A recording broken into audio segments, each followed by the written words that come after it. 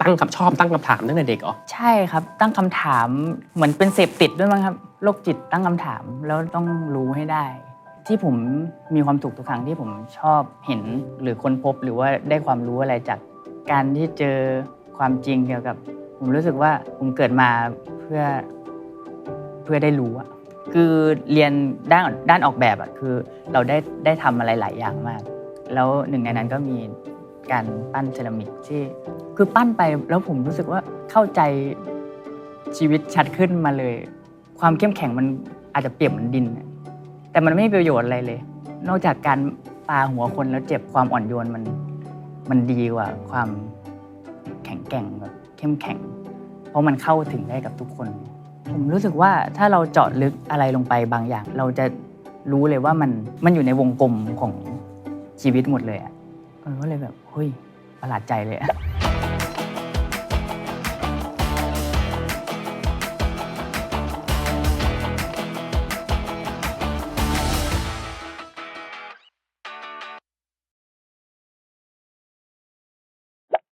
คุณพร้อมนะครับผมโอเคครับคุณกินอะไรมาก่อนมาเจอผมกันเนี่ยผมกินข้าวมันไก่ครับแต่ว่ากินไปเมื่อประมาณ10 โมงแล้วคราวนี้สั่งข้าวมาอยู่บนสตูแต่ว่าผมคิดว่าผมน่าจะสัมภาษณ์ก่อนดีกว่าไม่งั้นมันจะแบบคุณกำลังจะบอกว่าผมทำให้คุณหิวนิดนึงฮะหนักเลยเอานะครับผมครับสวัสดีครับผมโจปารันเจมส์จิตตรงครับนี่คือรายการแชร์สู่แชร์เก้าอี้แห่งเรื่องราวที่จะชวนคนบันเทิงมาพูดคุยเรื่องราวในชีวิตเขาที่มากกว่าแค่ข่าวบันเทิงวันนี้ผมอยู่กับศิลปินคนหนึ่งที่ผมรู้สึกว่าเขาเป็นศิลปินด้วยตัวเขาเองจริงๆโอเคในมุมป้าหนึ่งคือการทำงานในวงการบันเทิงแต่อีกป้าหนึ่งผมรู้สึกว่าเขาเป็นศิลปินที่หาความหมายและหาสิ่งต่างๆที่เขาสนใจในชีวิตไปเรื่อยๆฮะผมกำลังอยู่กับวอลวรรณรัตน์ครับสวัสดีครับสวัสดีครับสวัสดีครับหน้าใสปิ๊งมาเลยเนี่ยแต่งหน้ามา เราคุยกันก่อนเข้ารายการว่าวันนี้จะเป็นการคุยดิฟท้องในชีวิตวอลในหลายๆเรื่องซึ่งอาจจะไม่ค่อยได้มีโอกาสได้คุยมากเพราะว่าชีวิตน่าจะคุยกันเรื่องของบันเทิงซะเยอะใช่ครับผมว่ารายการนี้น่าจะเป็นรายการแรกเลยที่คุยเรื่องที่มันลึกมากๆฮะเพราะว่าดูตัวอย่างมาแล้วก็ลึกพอควรครับลึกพอควรใช่แต่พร้อมตอบอยู่แล้วพร้อมตอบครับแต่ว่าไม่รู้จะคุยรู้เรื่องหรือเปล่าผมเป็นคนที่พูดแบบคุณคุยรู้เรื่องผมตามดูวอล์กครับ YouTube คุณอยู่เรื่อยๆคุณคุยรู้เรื่องคุณกัดทีมงานตลอดเวลาก็มีเหมือนกันโอ้ยดูจริงไงแสดงว่าดูจริงฮะเอาล่ะงั้นก่อนที่จะไปชีวิตของวอครับจริงต้องบอกว่าคนในวงกว้างเพิ่งรู้จักวอไม่กี่ปีจริงๆแล้วชีวิตของวอมันเริ่มเดินทางมาไกลสมมุติว่าถ้าเรา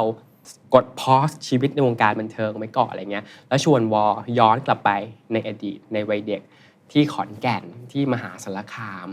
ในวันที่เป็นเด็กชายวอเป็นวัยรุ่นวอตัวน้อยอะไรเงี้ยเหตุการณ์ไหนก็ได้สมมติให้หลับตานึกถึงเรื่องราวก่อนที่เท้าเนี่ยจะเข้าสู่วงการบันเทิงเหตุการณ์ไหนเรื่องราวในวัยเด็กแบบไหนที่เรารู้สึกว่าเมื่อเราย้อนกลับนึกถึงมันจะเป็นเหตุการณ์แรกๆที่เรานึกถึงเสมอเลยของวอน่าจะเป็นเรื่องอะไรมันจะมีเรื่องนึงที่ผมรู้สึกว่ามันคาบเกี่ยวระหว่างความจริงกับความฝันหรือเปล่าอะไรเงี้ยเพราะมันเด็กมากตอนนั้นน่าจะอนุบาล3เข้าป.1 อะไรอย่างเงี้ยฮะช่วงนั้นมันจะเป็นช่วงฝนดาวตกฮะที่เขาบอกว่าปรากฏการณ์เนี้ยมันจะเป็นตกเยอะมากๆแล้วก็ถ้าเกิด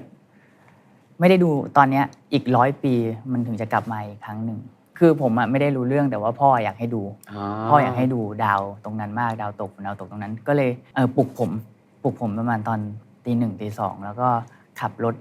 กระบะไปกับน้องกับพี่คนหนึ่งฮะแล้วก็ขับไปที่ทุ่งนาแล้วตอนนั้นก็ไม่มีไฟเลยแล้วมันกับสว่างด้วยท้องฟ้าที่มันเป็นดาวเยอะมากๆแล้วเราก็ปูผ้านอนตรงรถกระบะแล้วก็นอนดูดาวกันแล้วก็เห็นแบบฝนดาวตกเหมือนเป็นฝนเลยบางดวงก็เป็นหยดโค้งบางดวงก็ตรงดูทุกวันนี้ผมไม่เคยเห็นดาวตกที่มันหยดโค้งเป็นฝนอย่างนั้นมาก่อนพี่มันซิกแซกอะไรอย่างเงี้ยแต่ความจำอนุบาล3หรือประถม1นี่ความจำคุณจำได้อย่างเงี้ยใช่เป็นเรื่องเดียวที่ผมรู้สึกว่าผมจำได้ดีมากๆเลยครับแล้วก็ทำให้ตั้งคำถามเกี่ยวกับจักรวาลทำให้ชอบจักรวาลทำให้ชอบดาราศาสตร์มาจนถึงทุกวันนี้เรารู้ว่าเพราะในเด็กๆฝันว่าอยากเป็นนักดาราศาสตร์ใช่ครับก็คือพอมันดูตรงนั้นแหละทำไมดาวมัน ดวงเล็กแต่จริงๆพ่อก็อธิบายให้ฟังว่าจริงๆแล้วมันไม่ใช่จุดเล็กๆจริงๆมันใหญ่กว่าโลกหลายหมื่นหลายล้านเท่าอ่ะใช่แต่แค่มันอยู่ไกลเฉยๆแล้วเราก็เลยคิดว่าเฮ้ยถ้างั้นจักรวาลมันกว้างแค่ไหนวะแล้วมันก็คิดต่อไม่รู้จบเลยครับมันทำให้เหมือนกับเราเห็นว่าเป็นเด็กตั้งคำถามตั้งแต่เด็กเหรอใช่ครับตั้งคำถามเหมือนเป็นเสพติดด้วยมั้งครับโรคจิตตั้งคำถามแล้วต้องรู้ให้ได้มันจริงมันสะท้อนกับสิ่งที่วอลทำหลายอย่างในชีวิตทั้งช่อง YouTube ช่องอะไรต่างๆคือแบบอยากรู้อะไรมันก็พาตัวเองไปหามันบางทีคนก็จะบอกว่าเรื่องนี้อยากรู้ไปทำไมเช่นอย่างเช่นยุงนะฮะเราจะรู้ทำไมว่าเป็นตัวผู้ตัวเมียอะไรเงี้ยผมอยากรู้ว่ามันแยกออกยังไงงูหลามงูเหลือมคุณแยกออกไหมว่ามันมีความแตกต่างกันผมอะรู้ยังไงอะอยากรู้เลยเนี่ยตอนนี้อยากรู้เลยคืองูเหลือมอะมันจะลายขอบจะเข้มเป็นสีดำแล้วตามันจะสีแดงอันนี้คือไปเสิร์ชข้อมูลเอาใช่แล้วก็แบบมันก็ถลำไปเรื่อยว่าจริงๆแล้วคำว่าถลำนะจริงๆแล้วงูที่ยาวที่สุดคืองูเหลือมครับคนเข้าใจผิดว่าเป็นอนาคอนดาแต่จริงๆอนาคอนดาเขียวคืองูที่ใหญ่ที่สุดตามน้ำหนักตามอะไรอย่างเงี้ยสมมติคิดเล่นๆว่าถ้าวันนี้ไม่ทำงานแล้ววงการบันเทิงซึ่งจะอยู่อีก100 ปีนะถ้าไม่ทำงานในวงการบันเทิงแล้วอะพรุ่งนี้ต้องหางานใหม่เลยทำอาชีพอะไรครับหางานใหม่เลยเหรอผมให้เวลาตัวเองนอนสัก3 วันก่อนได้ไหมสมมติผ่านไป3 วันแล้วผ่านไป3 วันแล้วเหรอน่าจะทำเกี่ยวกับเกษตรแล้วก็มีงานออกแบบครับแล้วก็น่าจะเป็นประมงตกปลาอะไรเงี้ยประมงตกปลาเพราะตกปลาเป็นอยู่แล้วใช่ครับใช่ชอบตกปลาแต่ว่าคือทักษะการตกปลายังไม่ค่อยเก่งเพราะว่าไม่ค่อยได้ไปตกแบบจริงจังอะครับแต่ว่าออกแบบได้อยู่แล้วไงครับเอาล่ะงั้นเรากลับเข้ามาวงการบันเทิงเพราะเดี๋ยวเราจะคุยกับทุกเรื่องที่วอพูดเมื่อกี้นะเกษตรเราก็จะคุยกับคุณเช่นเดียวกันวงการบันเทิงหลังจากนั้นเนี่ยหลังจากหนุ่มน้อยนักดาราศาสตร์ได้เห็นฝนดาวตกแล้วพอเขาอยู่สถาปัตย์คนก็เริ่มรู้จักเขาผ่านคลิปการตีกลองเข้ามาเล่นซีรีส์จนพบเจอกับผู้ชายคนหนึ่งที่ชื่อหยินซีรีส์ออกไปดังมหาศาลมากมายทุกคนรู้จักอยู่แล้วครับเส้นทางพอเราทำงานมาเรื่อยแล้วเนาะถ้าเรามองการทำงานของเราวอลรู้จักวงการบันเทิงแหละวงการบันเทิงมันมีทั้งแบบด้านที่สวยงามกับด้านที่มันเหนื่อยแสนสาหัสถ้าชวนคุยว่าพอเข้ามาทำแล้วจริงๆฮะความสุขที่สุดกับความเหนื่อยยากความทุกข์ที่สุดในวงการบันเทิงสำหรับวอลวรรณรัตน์คืออะไรฮะเริ่มความสุขก่อนใช่ไหมฮะน่าจะเป็นผลของมัน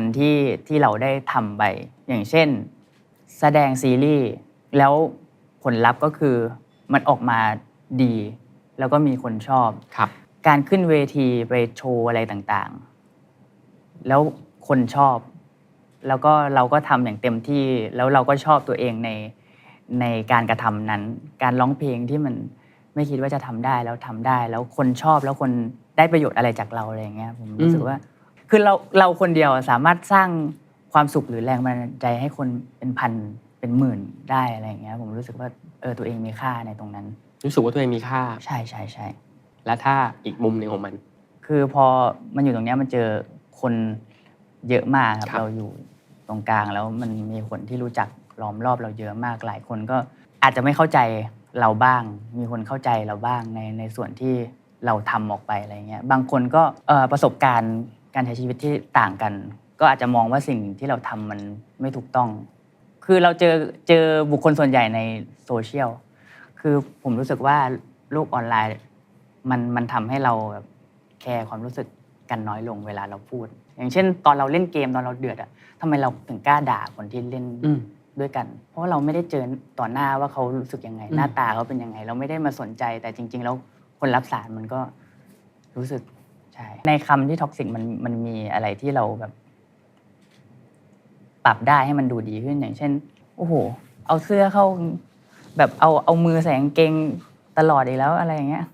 ก้มหาเงินอีกแล้วอันนี้คือซอฟๆแล้วนะแบบบุคลิกภาพแย่มากเลยอะไรอย่างเงี้ยฮะเจอเหมือนกันพวกนี้ใช่ถ้าเราปรับได้มันก็เป็นเรื่องที่ดีแต่ว่าแค่อย่าเอาใจไปผูกกับคำด่าแต่ว่ามองหาข้อดีแล้วก็คือผมชอบคำนี้มากเลยแล้วผมเอาไปปรับตามใครไม่รู้พูดไว้บอกว่าสิ่งที่เขาคอมเมนต์สิ่งที่เขาพูดออกไป มันไม่ได้สะท้อนตัวเราเลยมันสะท้อนตัวเขาว่าเขามีประสบการณ์ยังไงเขาถึงใช้คำพูดนั้นออกมาใช่มันก็มันแล้วแต่ปัจเจกคนนะฮะตราบใดที่เรารู้ตัวเองอยู่ใช่ไหมใช่ครับพอเข้ามาทำในวงการบันเทิงปุ๊บช่วงนี้วอเราจะได้ยินคำหนึ่งบ่อยมากในวงการบันเทิงคือซอฟต์พาวเวอร์วงการบันเทิงคือซอฟต์พาวเวอร์ซอฟต์พาวเวอร์แล้วก็โดยเฉพาะซีรีส์วายตัวนี้ก็จะมีถูกหยิบยกว่าเป็นหนึ่งในซอฟต์พาวเวอร์ที่แข็งแรงของอุตสาหกรรมบันเทิงไทยวอมองแวดวงในเรื่องของซอฟต์พาวเวอร์ซีรีส์วายหรือซีรีส์ธรรมดาการละครธรรมดาในเมืองไทยยังไงมองว่าจริงๆมันถูกต้องแล้วครับเพราะว่าซอฟต์พาวเวอร์ผมรู้สึกว่ามันคือการที่ทายอินอะไรบางอย่างที่ไม่ยัดเยียดโดยไม่รู้ตัวอย่างเช่นซีรีส์เกาหลีอะไรอย่างเงี้ยครับสามารถทำให้คนกินรามยอนแบบอุตลุดใช่อุตลุดแล้วก็ไปเที่ยวตามสถานที่ตามซีรีส์อะไรต่างๆได้เลยครับมันไม่ใช่เฉพาะซีรีส์วายอาจจะเพราะช่วงนี้คือมันคนมองเห็นมากขึ้นว่าเราต้องให้ความเท่าเทียมกับสังคมให้ความเท่าเทียมทางเพศต่อทุกๆคนมันก็เลยเป็นกระแสขึ้นมาผมว่าถ้าเกิดมีคนสนับสนุนน่ะแล้วก็แฝงอะไรบางอย่างที่เราต้องการจะขายของประเทศหรือว่าของชุมชนอะไรอย่างเงี้ยได้ผมรู้สึกว่าวงการบันเทิงหรือว่าหนังซีรีส์อะไรเนี้ยมันเป็นวิธีที่ดีมากๆคนอยากดูหนังอยู่แล้วไม่ต้องไปยัดเยียดแจกใบปลิวแจกอะไรอย่างเงี้ยครับคนสามารถดูได้เลยถ้าเกิดโปรดักชันเราดีคนก็อยากดูหนังเราแล้วคนมาดูหนังเราก็สามารถสอดแทรกไทยอินที่มันไม่ได้ยัดเยียดเข้าไปได้ผมรู้สึกว่าถ้าเกิดได้รับการสนับสนุนในวงการบันเทิงเนี้ยซอฟต์พาวเวอร์เรามันน่าจะไปไกลได้เลยมันต้องไปไกลกว่านี้อีกใช่ไหมใช่ผมว่าเป็นวิธีที่ดีมากๆสำหรับการใช้วงการบันเทิงเป็นซอฟต์พาวเวอร์เมื่อกี้วอพูดถึงเรื่องหนึ่งคือเรื่องของประเด็นความหลากหลายทางเพศวอเป็นคนหนึ่งที่ให้ความสำคัญกับเรื่องนี้เหมือนกันไม่ว่าจะอย่างพลายมันปีล่าสุดก็มีการวาดรูปเพนแล้วก็โพสต์ลงใน Instagram เราจำวอร์ดดิ้งชัดๆไม่ได้แต่แบบเพราะความหลากหลายมันถึงสวยงามอะไรสักอย่างหรือเปล่าไม่รู้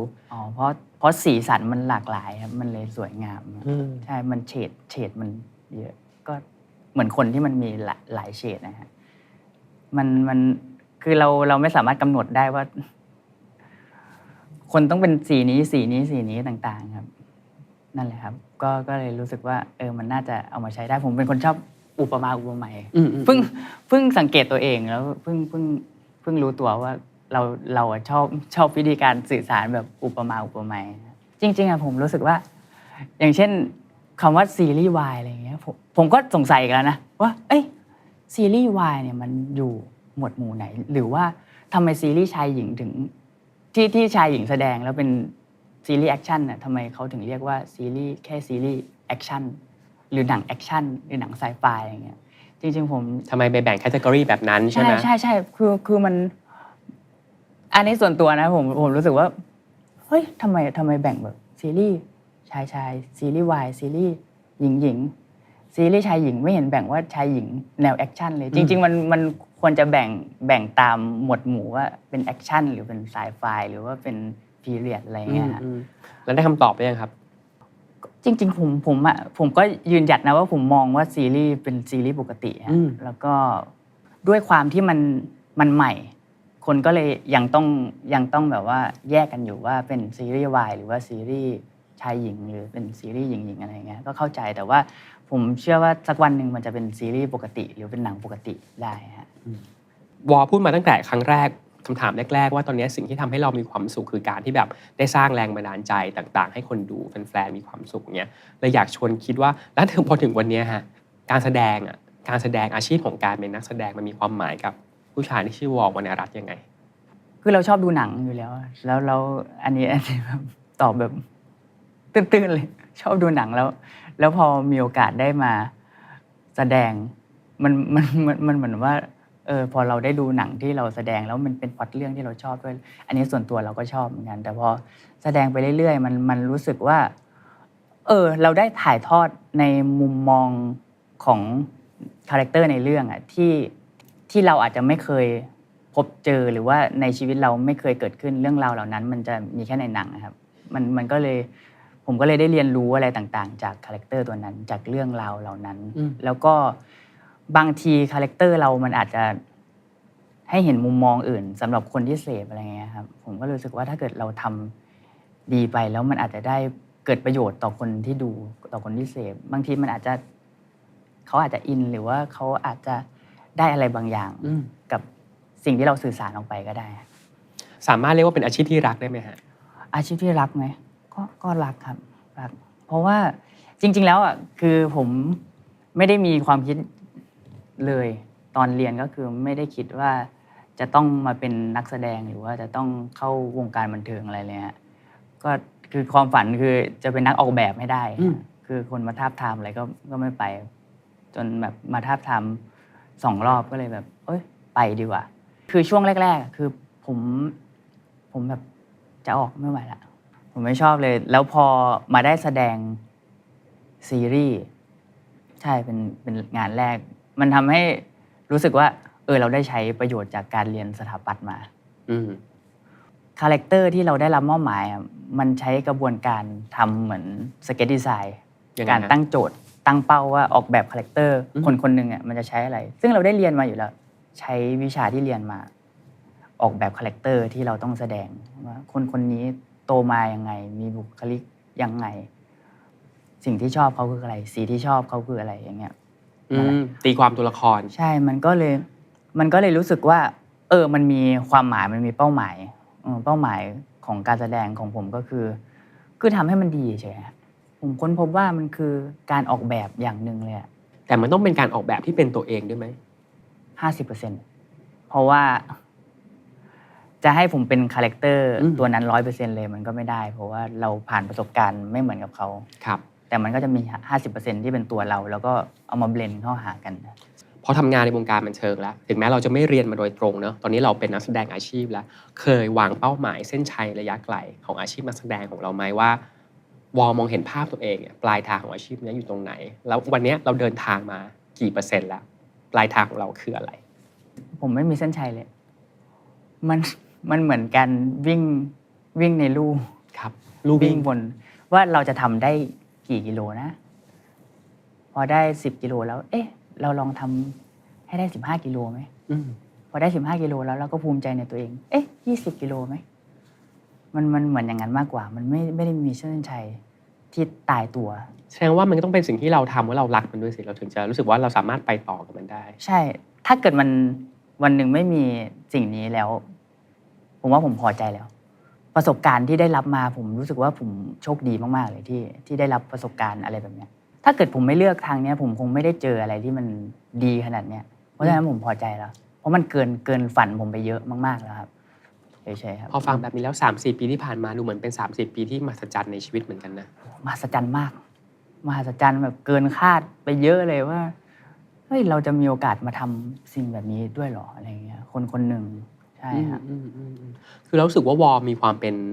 นักวิทยาศาสตร์ในตัวเองพอสมควรเช่นในรายการ YouTube ถ้าใครติดตามรายการ Warcraft มันจะเป็นรายการอัพสกิลใหม่ๆให้ตัวเองไปเรื่อยๆซึ่งถ้าพูดกันตรงๆว่าดาราบางคนอาจจะไม่ทำรายการแบบนี้ก็ต้องทำรายการที่เรตติ้งเยอะๆยอดวิวเยอะๆแต่เหมือนวอจะเลือกในสิ่งที่ตัวเองสนใจและอยากทำก่อนที่จะไปคุยเรื่องนั้นเนี่ยเราอยากรู้ว่าวงการบันเทิงการแสดงถือเป็นหนึ่งอันไหมที่เราอยากอัพสกิลตัวเองเป็นตอนหนึ่งของรายการ Warcraft ได้ไหมเป็นได้ก็คือตอนนี้ก็คือผมก็ยังไม่ได้มีความสามารถที่มันตันคือผมว่ามันพัฒนาได้อีกเรื่อยๆเลยพัฒนาได้ไปอีกเรื่อยๆแล้วมันก็เหมือนการวิ่งคือถึงเราจะดีใจในปัจจุบันแล้วแต่ว่ามันสามารถไปได้อีกแต่ว่าไปได้ในทางที่เราพอใจไม่ได้ไปฝืนว่าฉันต้องเก่งที่สุดยอดที่แบบเก่งเหมือนคนนี้เก่งเหมือนคนนั้นอะไรเงี้ยไม่มีธงนั้นผมแค่ทำในสิ่งที่ผมอยากทำแค่พอใจก็พอใจในตัวเองก็พอกลับมาที่ YouTube Warcraft สิ่งที่เราสงสัยคือว่าคนเราอะไรมันถึงอยากจะทำทุกอย่างเป็นได้ขนาดนี้เหมือนต้องบอกว่าวอเป็นคนหนึ่งในวงการบันเทิงที่เหมือนทำอะไรแบบทำอะไรเยอะขนาดนี้เป่าขลุ่ยก็ได้เล่นกีตาร์ก็ได้ตีกลองก็ได้ เดี๋ยวอยู่ดีก็อยากรู้เรื่องส้มตำอยากรู้เรื่องงูอยากรู้เรื่องยุงอะไรเงี้ยความสนใจอยากรู้ทั้งหมดเนี่ยมันเกิดขึ้นได้ยังไงในตัวผู้ชายคนนี้ทำไมถึงอยากรู้ไปซะทุกอย่าง มันสวยงามอ่ะคือการที่ได้รู้อ่ะมันมันดีมากๆเลยฮะเพราะว่าสมัยก่อนผมก็ตั้งคำถามเหมือนทุกคนว่าเกิดมาทำไมอ่ะเกิดมาแล้วก็ตายแล้วก็ไม่มีประโยชน์อะไรเหรอคือเป้าหมายที่ธรรมชาติสร้างขึ้นมา เรามีประโยชน์อะไรอะไรอย่างเงี้ยไปถามพระเลย ไปถาม คุณไปถามพระเรื่องนี้ใช่ไปถามพระก็คือตอนนั้นน่าจะเป็นท่านววชิรเมธีก็คือผมฟังท่านบรรยายอยู่เขาก็พูดถึงว่ามนุษย์เรามันจริงๆมันเป็นความว่างเปล่าอันนี้ก็ไม่ได้เรียกว่าคนละเรียกว่าตาพอแยกตาออกไปก็เป็นแก้วตาเป็นอะไรไม่มีอะไรที่เป็นมนุษย์เลยพอแยกออกไปผมก็เลยถามยกมืออย่างเงี้ยเหรอผมก็เลยถามว่าก็อย่างเช่นโต๊ะที่ท่านบอกว่าแยกขาออกไปก็ไม่ใช่โต๊ะก็เป็นขาโต๊ะสุดท้ายแล้วมันก็คือความว่างเปล่าหมดแล้วเรามารวมตัวกันเป็นกลุ่มก้อนมนุษย์เนี่ยมันมีหน้าที่อะไรอย่างเงี้ยครับท่านก็เลยบอกว่ามีหน้าที่เรียนรู้ความว่างเปล่าโอ้โหยิ่งงงเข้าไปใหญ่ คือผมว่ามันเป็นเป้าหมายที่ต้องมาหาเอาเองว่าเป็นอะไรผมก็เลยรู้สึกว่าที่ผมมีความสุขทุกครั้งที่ผมชอบเห็นหรือค้นพบหรือว่าได้ความรู้อะไรจากการที่เจอความจริงเกี่ยวกับหนอนเกี่ยวกับสัตว์อะไรต่างๆนะผมรู้สึกว่าผมเกิดมาเพื่อได้รู้อ่ะมันเหมือนธรรมชาติสร้างงานศิลปะให้มนุษย์เกิดขึ้นมาเสพแล้วมนุษย์ที่เข้าถึงศิลปะที่ธรรมชาติสร้างขึ้นคือมนุษย์ที่มีวิทยาศาสตร์ก็เลยคิดแค่นั้นว่าคนเราเกิดมาเพื่อเสพงานศิลป์ที่มนุษย์สร้างขึ้นมีคนเคยบอกหรือมีใครเคยบอกคุยกันไหมว่าวอเป็นคนแบบเป็นเนิร์ดศิลปินหรือเป็นคนที่แบบไม่เหมือนคนอื่นมีไหมโอ้เนิร์ดนี่เจอเยอะเลยเนิร์ดแล้วก็แต่ไม่ใช่หมายถึงในแง่ไม่ดีนะก็แล้วก็และติสอะไรอย่างเงี้ยฮะใช่เพราะวิธีการตอบคำถามวิธีการเล่าเรื่องของวอก็ไม่ค่อยเหมือนใครจริงๆอันที่พูดตรงๆพี่ก็นั่งคุยกับคนมาเยอะนะแต่ผมรู้สึกว่าผมปกติแบบทั่วไปเลยไม่ได้เนิร์ดไม่ได้ติดอะไรคือมันแค่เป็นพาร์ทที่ผมสนใจเฉยแต่ว่าพอเป็นงานเป็นอะไรเราก็ทำเหมือนคนปกติใช่วันนี้แน่นอนเรามีคนรู้จักเยอะแยะมากมายจากวันที่เป็นเด็กธรรมดาไม่มีใครรู้จักว่าวอ วรรณรัตน์ที่แปลว่าป่าแก้วคือใครวันนี้มีแฟนคลับเพียบมีด้อมยินวอคนที่ติดตามผลงานเนี่ยครับความรักที่มันพุ่งตรงเข้ามาหาเนี่ยเราเชื่อว่ามันไม่กี่อาชีพอะที่จะได้รับความรักขนาดเนี้ยอยากให้พูดถึงคนเหล่านี้หน่อยแรงใจมหาศาลที่ส่งให้เราอะคนเหล่านี้มีความหมายมีคุณค่ากับวอยังไงบ้างมีความหมายมากๆเป็นผู้มีพระคุณเลยแล้วกันก็คือผมจะเปรียบเทียบกับเขาเป็นยักษ์เสมออุปมาอีกแล้วครับผมหลายเรื่องแล้ววันนี้ผมต้องไปจดสมุดแล้วเนี่ยผมจะบอกเสมอว่าเขาเปรียบเหมือนยักษ์ที่ให้ผมเกาะไปเพราะว่าผมก็เคยอ่านเจอของเซอร์ไอแซคนิวตันนะครับเขาบอกว่าที่ข้าพเจ้ามองไกลขึ้นเพราะว่าข้าพเจ้ายืนอยู่บนบ่าของยักษ์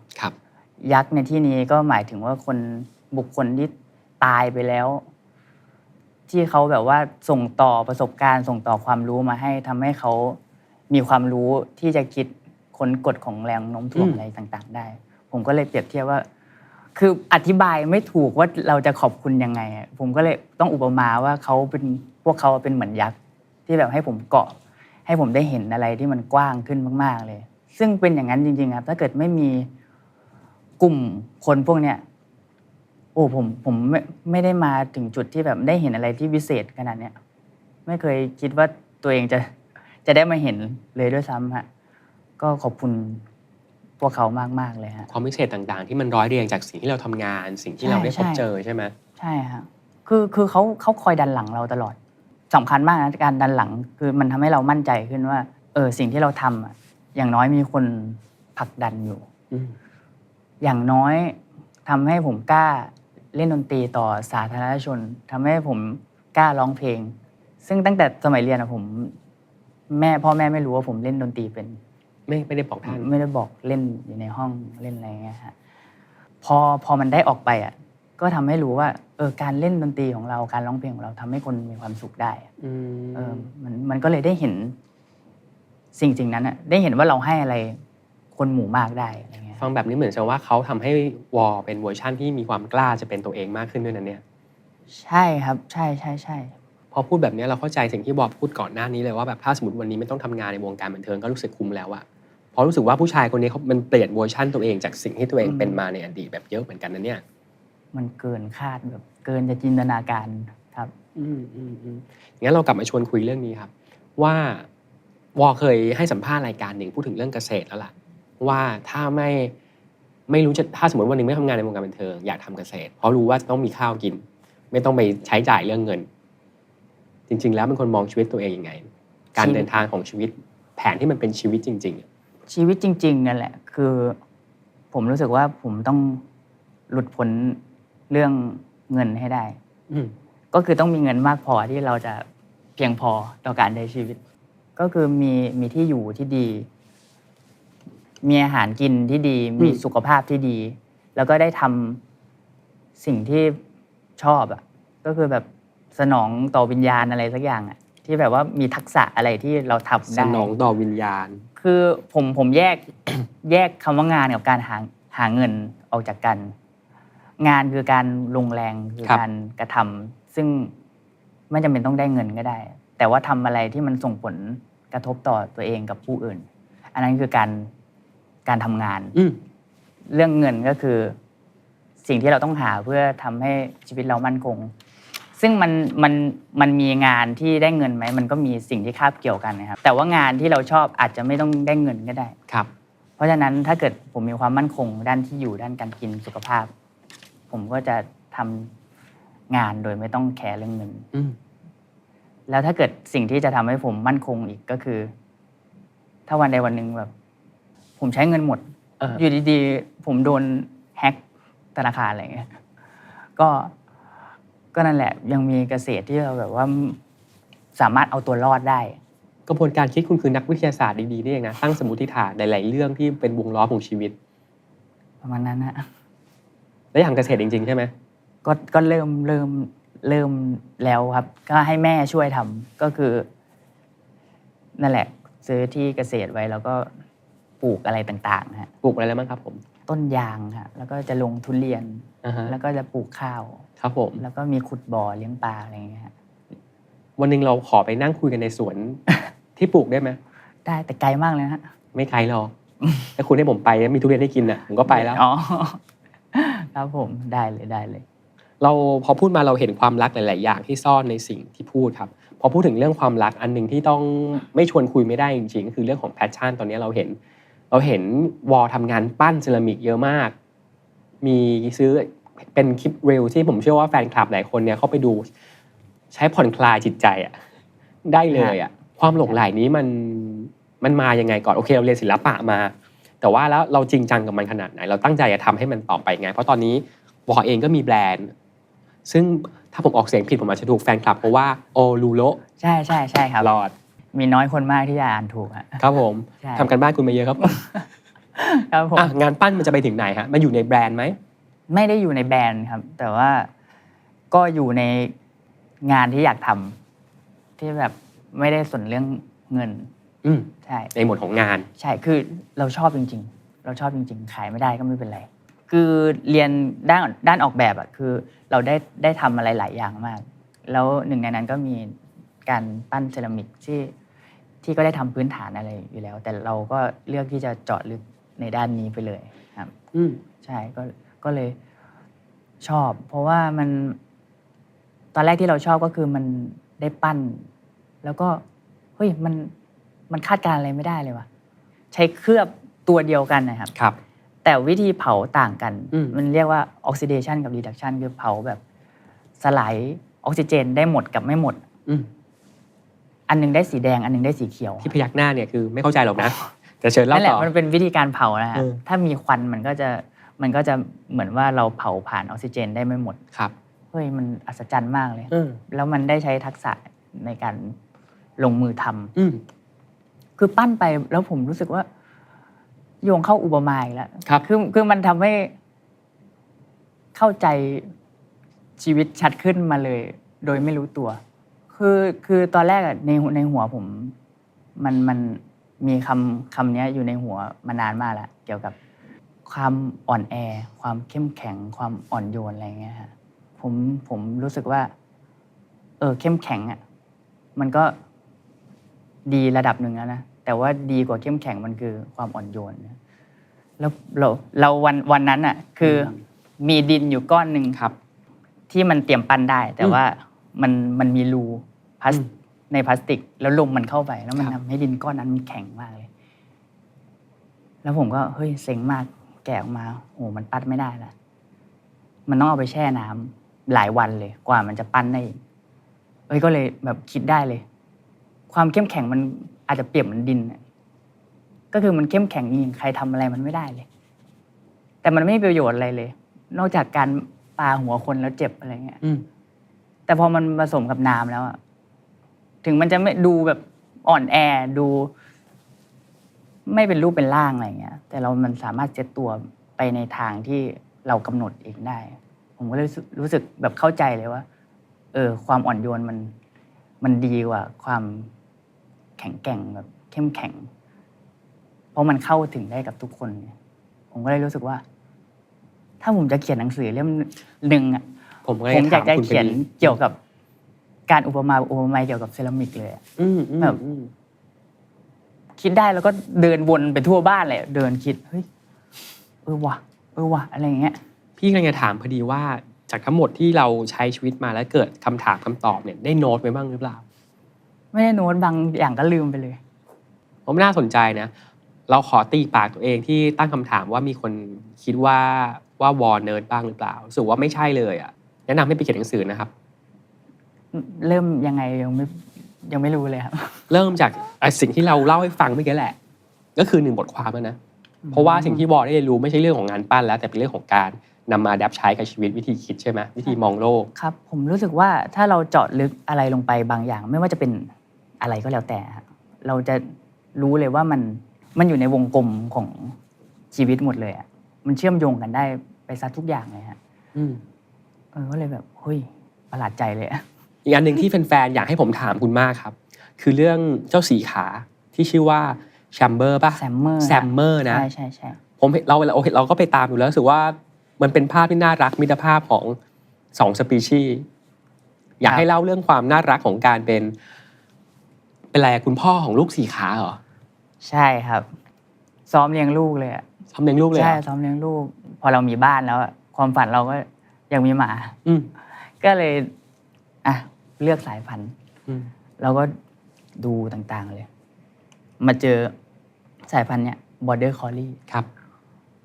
มันทำอะไรได้หลายอย่างมากเลยครับนี่ระหว่างเล่าตาคุณเป็นประกายมากเลยนะใช่คือแบบเป็นหมาที่หลงเลยอ่ะดูแล้วดูวิธีการต้อนแกะดูความรวดเร็วของมันอ่ะแล้วก็เป็นหมาที่เขาบอกว่า IQ สูงที่สุดในโลกเราก็เลยอยากรู้มันจะได้สักแค่ไหนกันก็เลยแบบเอาพันธุ์นี้มาเลี้ยงครับเป็นไงฮะรู้เรื่องดื้อมาก ดื้อแบบ IQ สูงแต่แรกมากับความที่ดื้อมากๆฮะคือฉลาดใช่พลังเยอะแต่ว่าเวลาป้อนคำสั่งอ่ะเขาจะง่ายมากๆเลยฮะ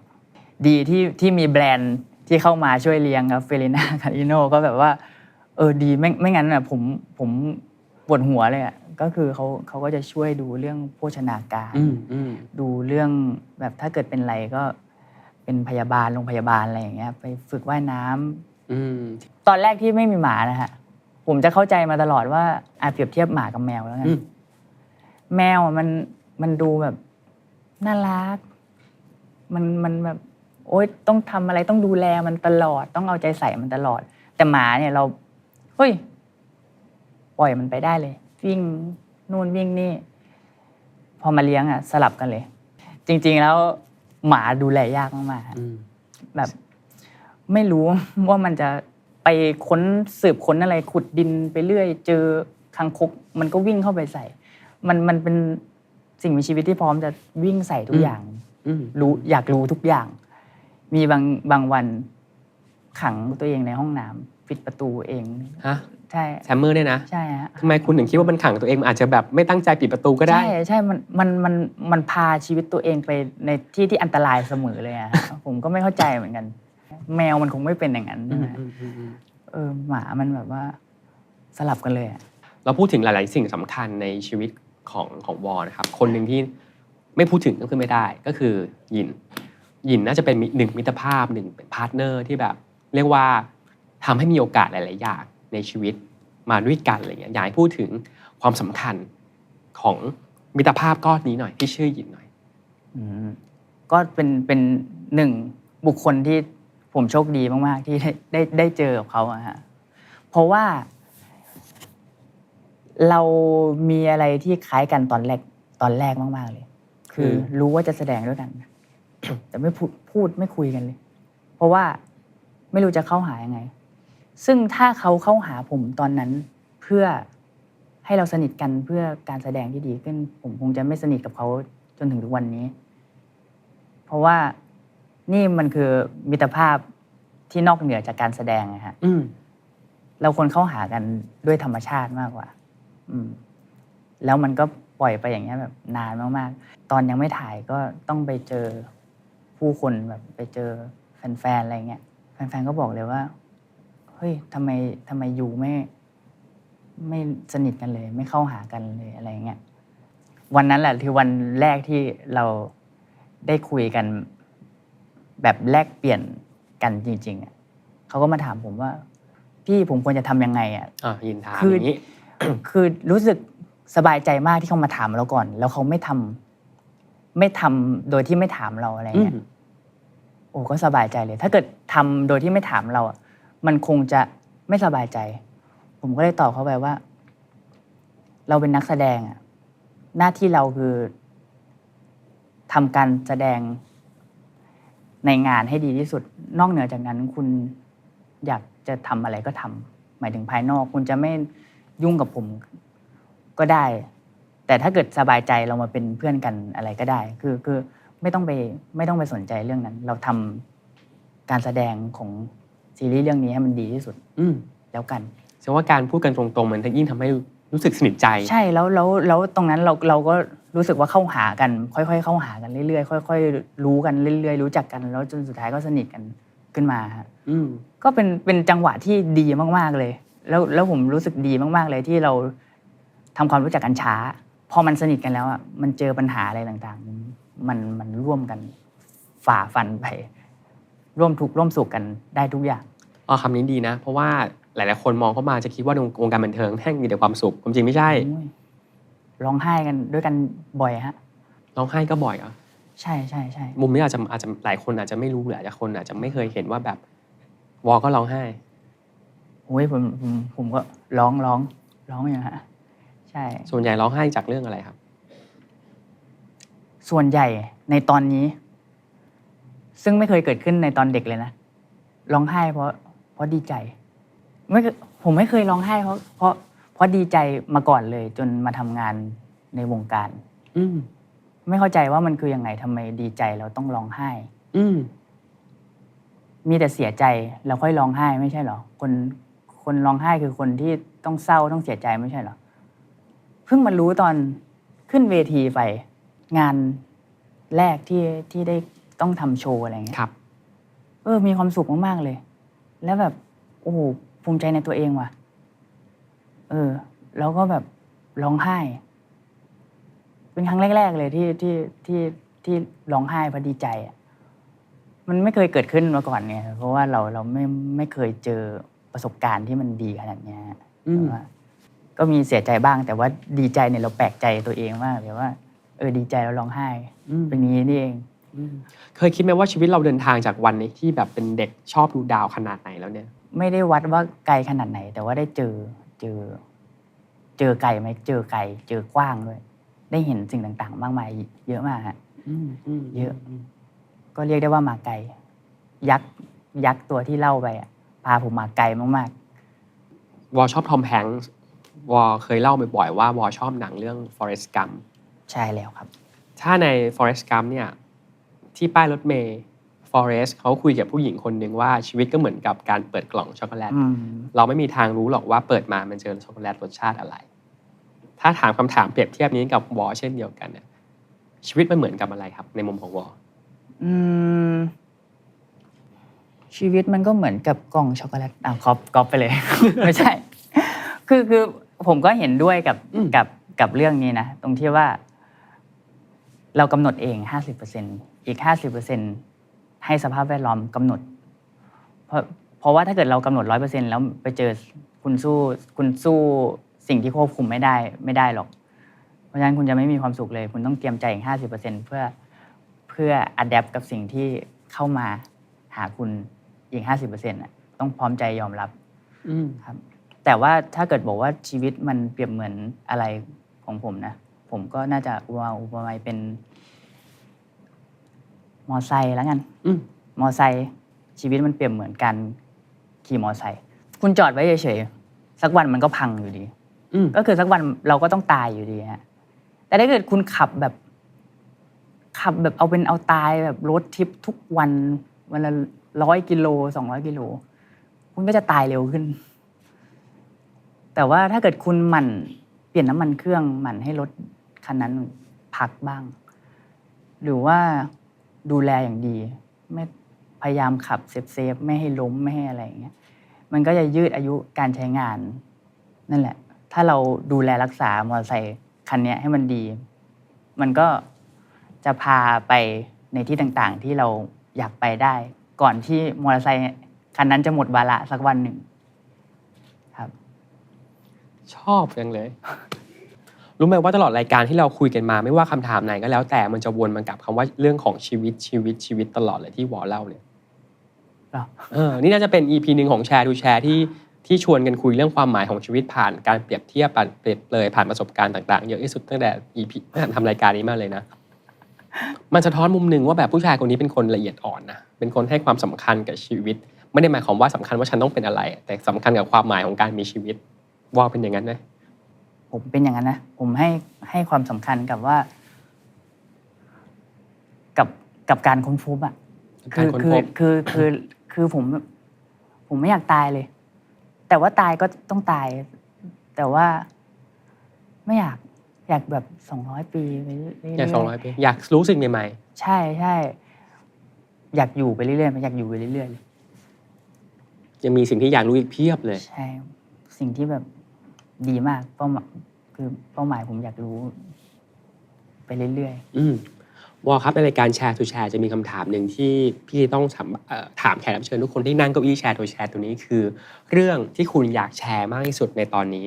อาจจะเป็นเรื่องเล็กเรื่องใหญ่เรื่องที่วอเคยตั้งคำถามหรือเรื่องที่ค้นพบล่าสุดแต่เป็นสิ่งที่อยากจะแชร์บอกกับผู้ชมในตอนนี้ที่สุดวออยากแชร์เรื่องอะไรครับอยากจะแชร์เรื่องที่ว่าจริงๆแล้วอ่ะเราอย่าไปยึดติดคำว่าความเป็นตัวของตัวเองมากถึงใครจะบอกผมว่าผมเป็นตัวของตัวเองสูงแต่จริงๆแล้วแบบไม่มีส่วนไหนเลยที่มีส่วนน้อยมากที่ผมเป็นตัวของตัวเอง